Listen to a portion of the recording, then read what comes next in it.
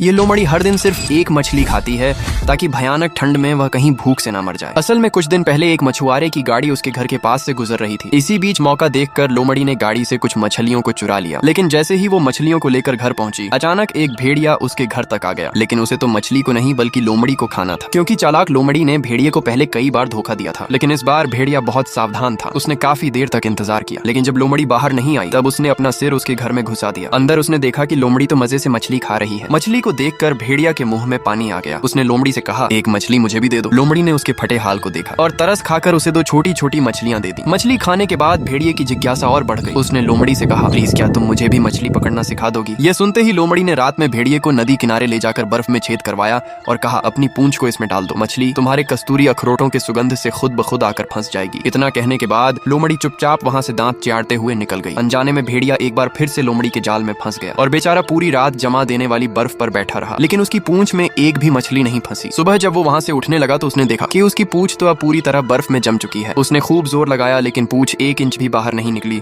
और हालत तो तब खराब हो गई जब कुछ औरतें कपड़े धोने के लिए वहां पहुंच आई। उन्होंने भेड़ी को देखते ही लाठियों से पीटना शुरू कर दिया। डर के मारे भेड़िए ने अपनी पूंछ को तोड़ दिया और किसी तरह जान बचाकर वहां से भाग निकला और भागते भागते सीधा वो लोमड़ी के पास पहुंच गया और उस पर चिल्लाने लगा, वन स्ट्रोक्स तेरे धोखे की वजह से अब मेरी पूंछ ही नहीं रही। मगर लोमड़ी ने उल्टा उसी को दोषी ठहरा दिया और कहा, अबे तू कितना बड़ा लालची है, तूने इतनी सारी मछलियों को एक साथ पकड़ना चाहा, इसीलिए तेरी पूंछ बाहर नहीं निकली। सुनते ही भेड़िया उलझन में पड़ गया। उसे लगा कि शायद ये सही बोल रही है। तभी लोमड़ी फिर बोली, अरे वो सब छोड़, आज गांव में एक शादी है, सब लोग आके देखने में मस्त होंगे, रसोई पर कोई ध्यान नहीं देगा। दोनों ने प्लान बनाया और चुपचाप रसोई में घुस गए और जल्दी जल्दी ठूंसने लगे। लोमड़ी बार बार भेड़िए को समझाती रही, अरे वन स्ट्रोक्स शांति से धीरे धीरे खा, आवाज मत कर। लेकिन भेड़िया कहाँ मानने वाला था। लोमड़ी का पेट भरते ही वह चुपचाप वहां से निकल गई और बाहर निकलकर जोर जोर से गाना गाने लगी। और तभी उसके गाने की आवाज सुनकर लोग जमा हो गए और उन्होंने एक बार फिर भेड़िए को पकड़कर कूट दिया। उधर लोमड़ी चुपचाप छुपकर यह सब देख रही थी। बेचारा भेड़िया एक बार फिर धोखा खा गया। लेकिन इधर लोमड़ी ने एक और भी बड़ा नाटक किया। वो जानबूझकर बर्फीले पानी में कूदी, फिर जल्दी से बाहर निकलकर अपने शरीर को घास से ढक लिया और रास्ते में लेटकर घायल होने का नाटक करने लगी। उधर भेड़िया अपना पिछवाड़ा तुड़वा कर वापस लौट रहा था। तभी उसने देखा कि लोमड़ी तो जमीन पर पड़ी है और हिल भी नहीं रही है। भेड़िए को देखते ही लोमड़ी कराते हुए बोली, तुम्हें मार से बचाने के लिए मैंने गांव वालों का ध्यान खींचा ताकि तुम भाग सको और इसी चक्कर में मुझे इतनी मार पड़ गई। यह सुनकर भेड़िया पिघल गया और एक बार फिर लोमड़ी पर भरोसा कर लिया। फिर उसने लोमड़ी को अपने पीठ पर बैठाया